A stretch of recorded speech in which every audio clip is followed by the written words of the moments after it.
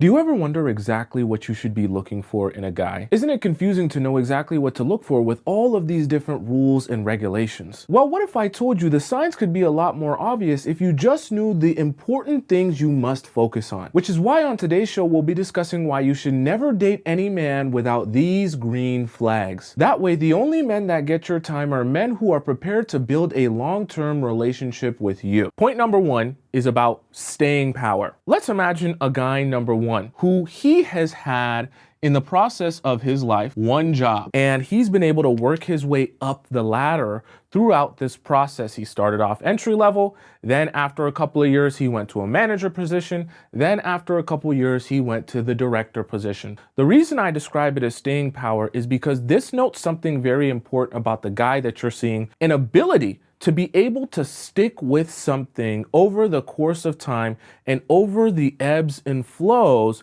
that he will go through while being in this thing. When you're at a job, it's not always going to be amazing. It's not always going to be fun. Sometimes your boss is going to pee you off. Sometimes your coworkers are going to pee you off. Sometimes you're going to get extra work than you're supposed to. Sometimes people are going to stab you in the back, whatever the case may be. The ability to stay with something, despite the fact that it gets difficult sometimes or it's frustrating sometimes, directly relates to your relationship. Let's say guy number two, instead of having one job, has had 10 jobs. And each of these jobs, sometimes he'll be entry, he'll start off good, and let's say he gets fired. And sometimes he just gets frustrated and he quits. This is a perfect example of the opposite of staying power, where someone finds it very difficult to push through anything. Every situation seems to be the wrong situation. Every circumstance seems to be the wrong circumstance. Every time he has to deal with something hard or difficult or frustrating and he has to work his way through it, he's like, I give up. This tells you something about the guy that you're dating. And what I want for you is to identify the green flag in men who have an ability to stay with things. This can be related to his job, his career, his passions, his hobby, his friendships. So you want someone who already has that skill set developed. But similar to a job, that's not going to be fun every day. Your relationship's not going to be the most fun every day. But understanding what your goals are, understanding what your purpose is, understanding why you're here in the first place and what you're trying to accomplish in the long term is very important in order to be able to stick with this thing for the long term. Point number two is about curiosity. Now, you're probably wondering, why is curiosity a green flag? Why would I be purposely looking for a man who's curious? What does that really mean? See, curiosity is good for you because it helps you understand his character. And this type of character will be very beneficial for you in what you're looking for in a long-term serious relationship. Let's say you meet a guy, so you're on a date and he's talking about his life and he's saying, yeah, I really always would see these millionaires and billionaires driving down Rodeo Drive with a Lamborghini, with a Ferrari, with a Rolls Royce. And I was always curious, how did they get the money to afford those cars? Because I was curious, I started reading some books that talked about money and talked about how millionaires and billionaires build their wealth. I started watching some videos and interviews of millionaires talking about how they built their wealth and the ways that they did it and all the strategies that they used. And I realized that I need to be putting my energy in a few key places. I need to start investing in real estate. I realized I need to start investing in the stock market. I want you to understand what has happened here. This man has been curious about an answer. I'm not in a particular position in my life. I want to get somewhere. I want to figure out how I can go from where I am to be where they are. And I want to understand what the process was to get there. That curiosity is what drove him to look for answers. And when he looked for answers, he found some. And now he's able to strategize and maneuver himself to be able to get to where they are simply because he started off being curious enough to try and understand how did they do that thing. If you don't have curiosity, then you don't have a desire to learn. If you don't have a desire to learn, you don't have a desire to grow. So this is a very important key element and key green flag to look for in men. If they're not curious about life, they're not curious about understanding themselves, then they're definitely not curious about understanding you. They're not curious about growing a relationship. They don't want to understand, how can I get better? How can I improve? Not just for myself, but also as a partner. How can I improve my relationships? How can things be better? How can things change and not be the same? People who don't have curiosity will never be interested in changing because they don't even think a change needs to be made. And they don't have the desire to search for answers or try different things in order to find those answers. And if your man in your relationship is not interested in finding any answers, to make any adjustments, because he has no curiosity in life in general, then you're going to be suffering in that relationship, because you're going to be with a man who doesn't want to make any adjustments and doesn't know how to solve any problems. Because the first step to solving a problem is to be even curious why you're having the problem, and be curious on how you could possibly fix it so that you don't have this same problem. It's like a driving, motivating factor to take action. And what do you need in a man? You need a man who has the ability to take action. Point number 3 is about empathy. Without empathy, you're going to struggle a lot in your relationship to be able to feel seen and feel heard. Let's kind of think of it like this. When your man has empathy, he's able to imagine what it's like to be in your shoes. And because he's able to imagine what it's like to be in your shoes, you get to feel seen. When you get into a relationship, you can't just think about your relationship as it exists in a vacuum, in a perfect state, where you're like, hey, things are great with me now and things are great with him now. Everything's going to be great for the rest of our relationship. You also have to think of your relationships as they will exist when things are not so great. A man with empathy that is capable of putting himself in your shoes or anyone else's shoes to see their perspective is capable of actually solving and resolving conflict with you in a relationship and showing healthy signs towards building a healthy relationship, because he's able to say, despite me not feeling exactly how she does right now in this second, despite me not feeling disrespected right now because it's me that disrespected her or hurt her, I can still put myself in her shoes, hear her story, feel her pain, and understand how to deal with her in a way that actually helps to solve the problem for her, to alleviate her pain, to not make her feel disrespected anymore, to take care of my woman. When you're not the person that is hurt, you actually have to have empathy towards the person that is hurt, even though you don't feel those feelings, even though that's not necessarily the truth that you're living in right now. So how's a way that you can identify this green flag when you're meeting men or you start dating them? Let's say you're at a dinner date restaurant thing. And when you're at this dinner date, this restaurant is really busy. Everything is helter-skelter. Clearly, they're understaffed. Clearly, everything is kind of like chaos in the kitchen. And let's say his meal comes and the waiter forgot his hot sauce because he requested hot sauce as part of his meal, let's just say. And you're like, oh, they forgot your hot sauce. And he says, oh, it's okay. When the waiter comes back, I'll call the waiter over. Clearly, he's sweating already, going about everything over here. He probably is already stressed out enough. I'll just make sure that when he comes back, I'll tell him that I wanted some hot sauce. That's an example of having empathy and being able to say, hey, yes, I want hot sauce. This is what I want in this moment. However, just because I feel like this in this moment, that doesn't remove the fact that other people are experiencing things. Other people are going through things. I know what it's like to be stressed and be running around and be forgetful because of how stressed I am. So I understand what the waiter is going through at this current moment when the restaurant is super busy and it's understaffed. I'm able to have empathy for this waiter, despite the fact that he didn't get my order perfectly right. I know what it's like to be in his shoes. And when I put myself in his shoes, I can be forgiving of the situation at hand. That is exactly the type of empathy that you want to be able to recognize in a man that you're dating, because of the fact that it directly correlates to your ability to have successful relationship with him, but also, even more importantly, resolve conflict with him. If a man doesn't have empathy towards you and can't put himself in your shoes or anyone else's shoes outside of his own, you will be very frustrated in trying to resolve conflict, because you'll find it like pulling teeth. Point number 4 is about friends and friendships. When someone has friends, and I'm not just talking about casual friends that people know him and know his name and know who he is.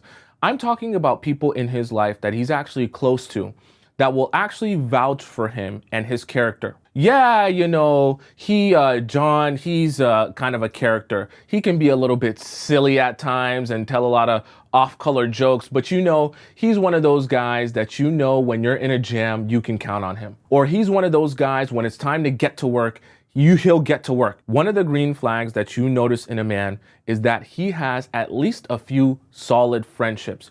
People who will speak towards his character. And what you would ideally want is that all of those people in his life would speak towards his character in the same way. They will all talk about him very, very similarly. They might even talk about his flaws similarly, but even that is good, because what we're trying to see here is how consistent of a person is he. Does everyone say very similar things about him, both good and bad? Because what that should tell you is that the person that you're meeting, especially if you're noticing a lot of those same signs or those same character traits, is consistent with the person that he is when he's away from you. It also will tell you a very important green flag before you ever got to meet him, before you ever discovered him or came upon him or sat on this date with him. That's the person that he was back then. So it becomes a lot more obvious to you, people who are putting up a front for the fact that whether they want you to sleep with them very quickly or whether they just want to disguise who they really are so that you're unaware of that and so that you continue to desire them. It's very good when this can be consistent all around from all of his other friendships. I know the very first thing that a lot of you are going to say to me and ask me, you're going to say, Tomisin, come on, be for real. Not everyone has friends. Some of us are friendless.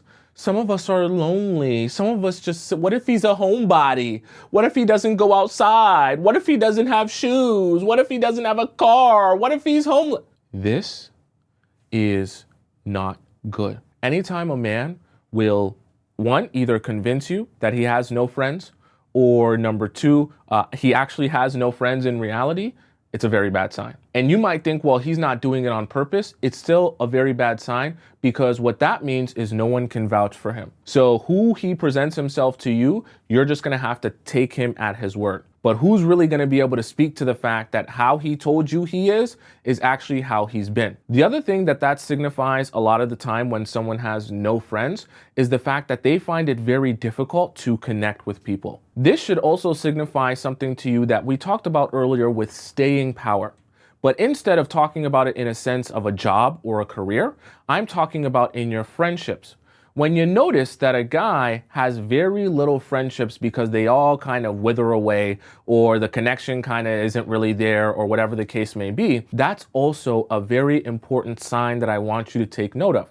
Because as someone grows and as someone evolves and as someone goes and does things and joins different communities and has different jobs, the natural occurrence of human beings is to build connections with people and build bonds with people and build friendships with people.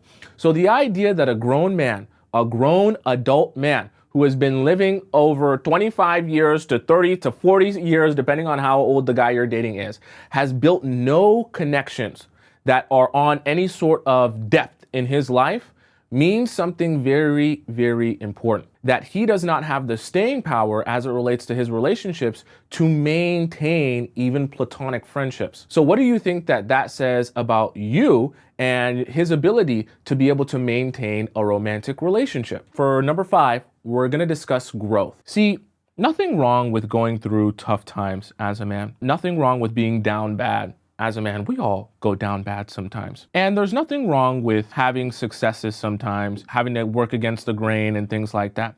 But what you want to see when you're dating a guy is you want to see this kind of correlation here. And the reason I'm drawing this like this, in life, you're going to have a roller coaster of situations and circumstances. But when you start dating a guy, what you want to hear when you're listening to him talk about his life and you're listening to him talk about the things that he's been through, you want to see a graph that shows growth over the course of time. I mean, in an emotional sense, growth in his career, growth in his relationships, growth in his friendships. So what does growth really look like when we're talking about friendships, career, and relationships? Growth also looks like, at this time in my life, I didn't quite understand how the way I was acting or the things I was saying were affecting my romantic relationships. Now that I've experienced that, I understand how to correct that. Or for my next relationship, I understood that that was an important focus. It could be something in his friendships as well along the same lines. Understanding, hey, this wasn't working at this time in my friendship. I made an adjustment and I made a change and I tried to improve on that. I still had different problems, but at least I worked and I at least attempted to work on those things. In the career, the same idea. Oh, I was at this job and I couldn't figure this thing out, and I was trying to work to get this promotion, and I just kept getting denied and denied and denied until one day I came up with this great idea. And when they implemented it, they instantly promoted me because they knew that they needed me more than anything. You want to see someone get better over the course of time. That's why I talked about one of the key green flags is curiosity, because curiosity is going to be directly related to growth. Someone who's not curious and doesn't have a desire to learn or change their circumstances never will. And someone who never changes their circumstances will never grow. Someone who is, quote unquote, a red flag, a lot of their life will look mostly like this, where they're just kind of going up and down, but they're not really making any changes over the course of time because they don't have a desire to grow. They don't feel they need to grow. They don't think it's necessary to grow, so they never implement any change. When you date someone, you want to see how capable they are of growing over the course of time, understanding mistakes that they've made, not just in relationships, but mistakes that they've made in life and ways that they can adjust that to not make those same mistakes again. If you're noticing that when you talk to someone, they talk about their problems or their issues as if, hey, I have no plan to actually solve them and I have no desire to actually solve them or get better or improve, then you're dealing with someone who has no desire to grow. And if you're with a guy who is not experiencing growth at any point in his life, what makes you think he's going to be able to grow with you in a relationship with you? He won't be able to. Point number 6 is about desire. Now, I'm talking about an internal desire that a man should have, that I am ready for this part of my life. You can meet the same man at different points of his life, and because you meet him at one point or the other, you'll be able to either have a successful relationship with him or you'll have a very unsuccessful relationship with him at that point. Men have to come to a point in their life where they say, I have done what I think I need to do. I'm in the position that I want to be. I now know deep down in my heart that the next step for me is to find a woman that I can be with, is to find a woman that I can call my wife, that will be the mother to my children, that will raise a family with, that I will get married to. This will help progress and push forward your entire relationship. What can happen a lot of times is you might go out on a date with a guy and you assume because you're on a date with a guy that he's in a place in his life where he actually has a desire for this. And this might sound really weird because you're thinking, Tomisin, isn't any guy I would meet on a dating app or any guy I would meet that's single or any guy that I would go on a date with, wouldn't they all have this same desire? No, not necessarily. You have to get good about asking questions and listening to him talk to understand if he really is actually in search for someone to spend the rest of his life with, and not just in search for a distraction, not just in search to waste time. Because a lot of men will come on dates with you with a lot of different motives.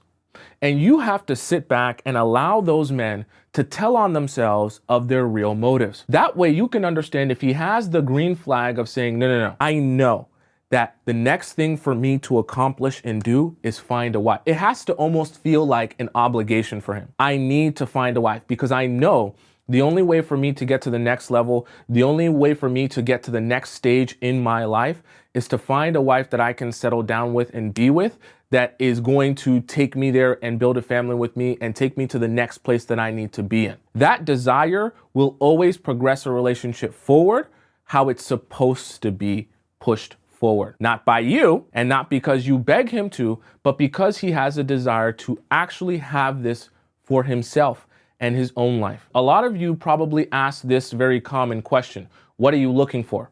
And they all say, well, I'm looking for something serious. But that's not really this answer. And I know that that's can probably be a little bit confusing because all these guys are prepared to answer that question like that, because they're anticipating that that's what you want to hear. What you want to be paying attention to when you're actually looking for this green flag is how he talks about his own desires for his own life. If when he's discussing the things that he wants for his future, he's not actually discussing the fact that he wants to be married, or he wants to find a wife, or he wants to find someone that he's really gonna be with and build with, if he's not discussing that as part of his future plans, his 5-year plan, his 10-year plan, then you know that that's not really what he desires. Sometimes when you ask the direct question, you can get the fake answer. But when you ask the indirect question, you'll get the real answer. Ask him what his plan for himself is in the next 5 to 10 years, where he wants to be, how he wants to be living, and what he wants his life to look like. If that doesn't include settling down with one woman that he knows is the right woman for him, then there you have your answer of whether or not he has this green flag or not. Number 7 is about purpose. This is the thing about purpose for men. And I know you hear this a lot. Purpose, purpose, purpose. You want to look for your purpose. What's your purpose? The reason that this is such an important green flag to identify is because if a man is void of purpose, he'll be void of direction. Let's kind of put this into a little bit of a visual. So if we imagine a car going down a road leading towards an eventual destination, we can think of the car like action, specifically taking action. And we can think of the man as himself, obviously, and we can think of the road as the journey. If a man has purpose, meaning he understands why he's here on this earth, what he's meant to be doing, how he's meant to be serving this world with his abilities and skill sets, where he's meant to be. This will tell you something very important about his ability to have direction. It'll also tell you something very important about this key character trait: consistency. Because when a man understands his own purpose, it actually makes it easy for you to better understand him on a consistent basis, because he will be in the places that serve his purpose. He'll be working on things because they serve this purpose. He'll be taking action because it serves his purpose. Now, why is this a good thing for you? Because it makes that man a lot less unpredictable. And you want a man who is not unpredictable. If you have a man who is unpredictable, you'll have someone who randomly wakes up one day and says, you know what? I know we were doing a thing for 2, 3, 4 years, but I've just decided none of this is what I want anymore, and I want to go be single and move to Australia. And you'll be like, wait, what happened here? How did we go from being so good to all of a sudden you don't want the same thing as me at all? And the reason that this happens is because when men lack purpose, they also lack direction. When they lack direction, one day they're here, another day they're there, and it all just kind of crumbles apart or explodes after a while. He's not on the same page as you, and he wants something completely different than you. But you're confused because you've come to expect a particular type of man in a particular type of way. But the problem is there's nothing keeping him aligned to this journey. There's nothing keeping him here because he has no real destination for himself. When he has no real destination for himself, you suffer because the man that you come to learn and understand all of a sudden is no longer that man and no longer has those same desires. A sense of purpose will keep a man focused on one desire, to keep a man focused on one destination, that you can decide for yourself, hey, I like where you're trying to go. I want to join you and be a part of this journey. And you know that as he's moving forward towards that journey, that you can expect him to be in certain places, talk a certain way, be a certain type of person, and be consistent in those ways because he's heading towards that purpose and heading towards that destination.